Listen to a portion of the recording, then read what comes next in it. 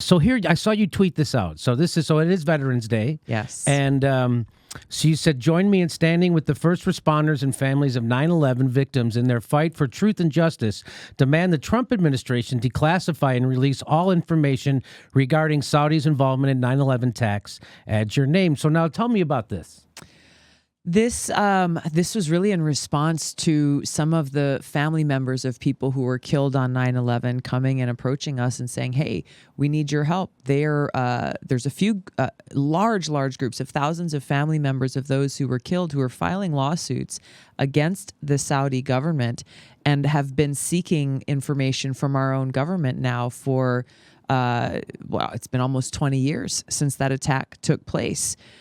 They are not getting the information from the FBI or the Department of Justice that simply provides them with the facts about who assisted these 9/11 hijackers as they came to the United States and began their preparations in launching that attack. So this issue, we're helping them. I've reintroduced legislation that was introduced previously by our friend Congressman Walter Jones that calls on the administration to declassify and release these documents to bring about closure and justice for these 9/11 families, for the first responders, but really for every single American, because at its core, this comes down to our national security, and we deserve to know the truth. So now, there was a law passed that would open the door for victims of the 9/11 to sue Saudi Arabia. Yes. And when that happened, correct me if I'm wrong, Barack Obama flew to Saudi Arabia to smooth things over with them, to not worry about this or something. Now, do you know anything about that? I actually don't know about that. No, I can't. Okay, well, I do. Okay. And so now, why? So can you? He did veto the bill, and then we in Congress successfully overrode that veto. Okay. So why is that such a big deal? The reason why not only this bill that's called JASTA is the acronym that provides the authority to or allows families of 9/11 people who were killed on 9/11 to file these lawsuits, allows them the opportunity to do so. But it also continues through why is it that our government has continued to block this information from being released that we expect would likely implicate and at a minimum embarrass Saudi Arabia and Saudi officials there. I think it points to how cozy the Saudi government is with our government, with the media, so much so that officials within our own government would be more concerned about Saudi Arabia being offended or being harmed than they are concerned about these families, the American people, getting the truth, getting closure, getting justice. Now, why do you think this is such a heavy lift? What is the stranglehold that Saudi Arabia has on the United States? Look, you've heard Donald Trump talk about, we want to continue to sell weapons and arms to Saudi Arabia. There's a long-standing decision that's been made by the political elite foreign policy establishment in Washington that Trump has continued to take sides in this generations-long sectarian war between the Sunni and the Shia, between Saudi Arabia and Iran. Look, I think bottom line is whatever is driving it. Saudi Arabia dumps a ton of money into Washington, think tanks and other organizations. Whatever it is that's driving it, it is inexcusable to think about putting the interests of any other country, what to speak of Saudi Arabia, a country that continues to directly and indirectly support al-Qaeda, that continues to export their extremist Wahhabi ideology around the world, that serves as the fuel to recruit more of these jihadist fighters into terrorist groups like al-Qaeda and ISIS. There are so many different examples of how Saudi Arabia is not our ally, yet the foreign policy establishment and elite in Washington continue to turn a blind eye, really betraying the interests of our own country in doing so. So does anybody in Washington ever talk about the petrodollar? Does that ever come up? No. Why do you think that is so? If people don't know what that is, when President Nixon took us off the gold standard, we then moved over to a thing called the petrodollar to support our currency. And what that was, was if Saudi Arabia promised that whenever someone would buy oil from them, they would have to take their currency and change it into U.S. dollars to buy the oil. So that helps prop up our currency. Plus, they would take the extra money, the Saudi Arabians, they'd buy our treasuries. And so this is called And so what do they get in return? Well, they got the promise to use our military anywhere they want, which is why we're in Yemen right now, helping them commit a genocide, which is why we turn a blind eye when they export Wahhabism around the middle. I mean, anyway. So that's what the petrodollar is, but that never gets talked about. No. And do you want to talk about it?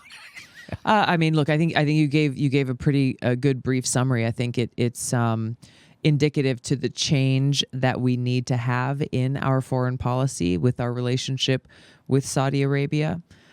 Look, when we were trying to pass the resolution invoking the War Powers Act to get us out of supporting Saudi Arabia in their genocide in Yemen, we heard from then Secretary of Defense Mattis and others within the administration about why we should continue to support Saudi Arabia's genocidal war in Yemen because they're such a great partner in counterterrorism, and that by withdrawing our support, we would somehow undermine our relationship with Saudi Arabia. None of it really makes sense when you think about this in a rational way. And none of it makes sense when you think about the humanitarian disaster that we have contributed to creating in Yemen because of this support for Saudi Arabia that's not authorized by it's not authorized by Congress. We haven't passed a declaration of war. Right. All right. Okay. We're still operating on the AUMF, which is what got passed after 9/11, which said George Bush or whoever was president could go fight those terrorists who attacked us. But they've now morphed that into anybody they've used this as an excuse. They've used that authorization to go after those terrorist groups that attacked us on 9/11, to go and launch a whole series of regime change wars in different countries across the Middle East, actually undermining our national security in the process, saying, well, we're gonna go and use this authorization to go into war in Iraq and topple Saddam Hussein because he's working with Al-Qaeda and he's got weapons of mass destruction. All turns out to be lies, and this war, among others in the Middle East, have actually strengthened Al-Qaeda and ISIS, directly going against the whole purpose of that authorization. Of course. Well, I just want to, I don't really want to, I just want to go through this really fast because you asked some reasonable questions about, hey, let's get all the information about 9/11, which seems reasonable. You're a soldier serving in the war that was caused by that, by the 9/11 attacks. You're also on the Foreign Relations, the Committee on Armed Services. So it seems like, you know what you're talking about, and it's not a crazy thing, and it certainly seems like a sober, rational thing for you to ask, except when you go to the Huffington Post. Here's the Huffington Post. Tulsi Gabbard floats 9/11 conspiracy. So people don't realize how bad the media is. And I think they are finding out through you. The thing is with this headline, really what pissed me off about it was not anything that they're saying about me, but it's about those families that I was standing with. You know, there were two gentlemen there, both of their dads were killed. One of them was working in the World Trade Center. He got out from the initial attack, went back in to help other people, and never came back out. The other guy, his dad, was the chief of the New York Fire Department. He went in to try to help save lives, came out, went back in, and never came back out. And so these two guys have bonded, along with all of these other families, around this shared pursuit of justice and the truth. And for the media to disrespect and to dishonor them in this way it angers me to no end. I could see why. Yeah, exactly. So if they don't like you or your narrative, whatever, that's just what they do. But they're really overplaying their hand. Well, here, I just want to show real quick. Their own article debunks you as being some kind. So if you read their article, they try to make everything they say they paint in the most inflammatory way about her. But their own article says this. There are reasons galore to question U.S.-Saudi ties or be skeptical of Saudi denials of responsibility for catastrophes, as the slow, painful revelations of the truth about Washington Post writer Jamal Khashoggi's killing show. So it's okay if when we have questions, Right. but if someone we don't like has questions, then we call them a crazy nut cuckoo, a conspiracy theorist, because we're the Huffington Post. In 2016, this is in their own article. In 2016, Congress passed a bill by overwhelming bipartisan majorities allowing the families of 9/11 victims to sue Saudi Arabia. So again, this isn't some. She just wants all the information out. What kind of crazy conspiracy? That's not a conspiracy. Again, they're just trying to use it. So it's funny. Here's where they say you're nuts. Here's where they go. They go, it's part of the same narrative Gabbard used to attract fringe supporters on the left and right to peddle debunked ideas with serious stakes for millions of vulnerable people, like repeatedly claiming that most Syrian fighters fighting the country's dictator Bashar Assad are tied to al-Qaeda and other terror groups. Well, who the hell do you think they're tied to? Who do you think those people, who do you think the moderate rebels are? Who do you think al-Nusra is? I'll just throw, what would you like? Would you like to inform this writer of this article? Well, here's one example of how uninformed that writer is. In the media, they'll often talk about how all of the rebels are holed up in the city of Idlib in Syria.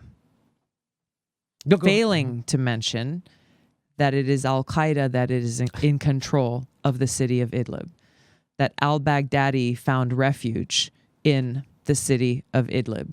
So there is a gross negligence or intentional misleading happening to mischaracterize the very same terrorist group that attacked us on 9/11 as quote-unquote rebels. Right. Moderate rebels. Moderate rebels. But it gets worse than that. How is it? How did this happen? You know, Trump talked about, gosh, I don't know if it was a few months ago now, how that if any other country went in and tried to attack al-Qaeda in Idlib, that he would use our military to go after anyone who dared to do so, basically acting like the big brother and protector of al-Qaeda in Syria.